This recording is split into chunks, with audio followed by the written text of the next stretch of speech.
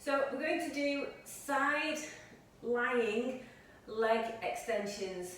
These always feel to me like something out of the 70s, like a Jane Fonda type workout. But they are brilliant for doing at home, brilliant for obviously doing without weights.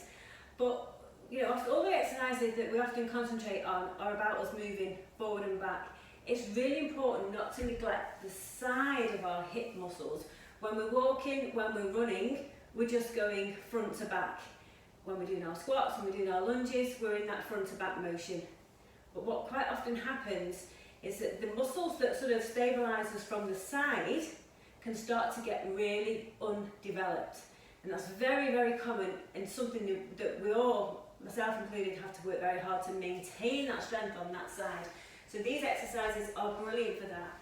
So very simply, you're going to lie on the floor.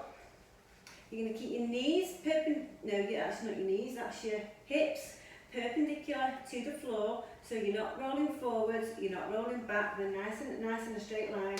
This leg can be very lightly bent.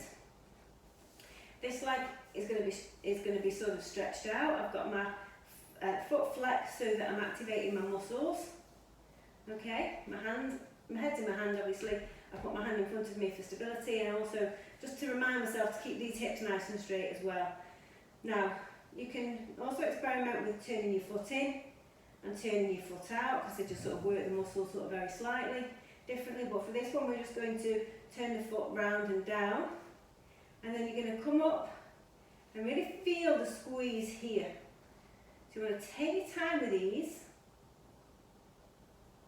and really make that mind-muscle connection between the squeeze here. There's lots of muscles that will take over from the ones that you want to work if you let them. And by focusing on the muscle that you want to work, actually makes it work harder. And that's a fact. So you up and down with control. It might take you a few reps to start to feel the burn. I'm feeling it now. And it's sort of deep in sort of a funny part of your bum, sort of going out towards the side, nice and controlled. And then you want to keep going with those until you're really feeling it, and you start to feel a little bit wobbly, like you can't do it, and your bum's sticking out a bit because that's all the muscles taking over, and your form's gone then, and that's the right time to stop. I'm also getting pins and needles in my hand as well. So that could be a reason to stop if you find that happens to you as well. So that is a side lying leg raise. Yeah, that's a killer.